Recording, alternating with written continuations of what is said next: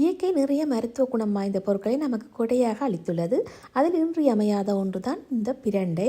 அப்போதெல்லாம் வாய்ப்புண் வந்தால் அகத்திக்கீரை, வயிறு சரியில்லை என்றால் மாதுளம் பிஞ்சு, மணல் தக்காளி, உடல் பருமன் என்றால் வெள்ளை பூசணி என உணவை மருந்தாக கடைபிடித்து வந்தார்கள். பிரண்டை உணவில் சேர்த்து சாப்பிடுவதன் மூலமாக நினைவு திறன் அதிகரிக்கும், எலும்பு முறிவை சரிப்படுத்தும், எலும்பு வளர்ச்சிக்கு நல்லது. மற்றது ஆஸ்மா, வாயு பிடித்தல், இப்படி பல நோய்களுக்கு மருந்தாக பயன்படுத்தப்படுகிறது. இது பெரும்பாலும் கிராமங்களில், வேலிகளில் பார்க்கலாம், வயல் ஓரங்களில் கூட பார்க்கலாம். இதை வச்சு நாங்கள் ஒரு அருமையான துவையல் ஒன்று செய்யலாம். முதல்ல சுத்தம் பண்ணிக்கொள்ளணும். அதுக்கு முதல் கையில் கொஞ்சம் லைட்டாக எண்ணெய் பூசிக்கொள்ளுங்க. இல்லாட்டி கொஞ்சம் சாடியாக அரிக்கிற மாதிரி இருக்கும். இதை இந்த முருங்கைக்காய்க்கு உடைக்கிற மாதிரி அந்த தும்போல் எடுத்துக்கொள்ளணும். பிஞ்சு பிரண்டை எண்ணெய் பெருசாக தும்பு இருக்காது. எல்லாத்தையும் மடுவாக எடுத்துட்டு நான் சுத்தமாக கழுவிட்டு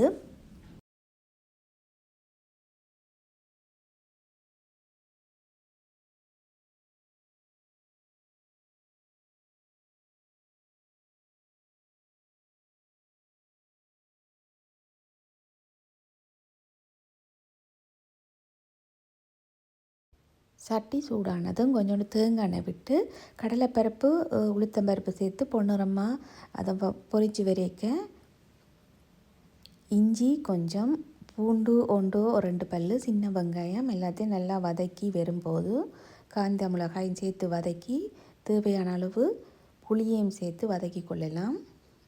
இது வதங்கின அதே சட்டியிலே நாங்கள் இப்போ பிரண்டையும் சேர்த்து லைட்டாக வதக்கிட்டு இனி அம்மியில் அரைச்சி கொள்ளலாம்.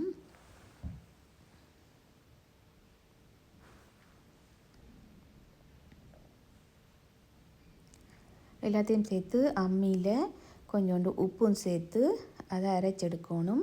எப்போவும் இந்த மருத்துவ குணமாக இந்த பொருட்கள் அம்மியில் அரைக்கும் போது அது இந்த மகிமை, அதாவது அதோட பயன் நல்லதாக இருக்குமென்று சொல்லுவாங்க. அது டேஸ்ட்டும் அதிகமாக இருக்கும், சீக்கிரம் கெட்டும் போகாது. இப்படி நல்லா அம்மியில் வடிவாக நல்லா நார் இல்லாமல் வடிவாக அரைச்சி எடுத்துட்டு இதை சுட சுட சாதத்துடன் சேர்த்து சாப்பிட மிகவும் ருசியாகவும் இருக்கும். அதோட மிகவும் ஆரோக்கியமான ஒரு துவையலாக மாதத்தில் 1 வாட்டியோ 2 வாட்டியோ செய்து சாப்பிட்டு பாருங்க.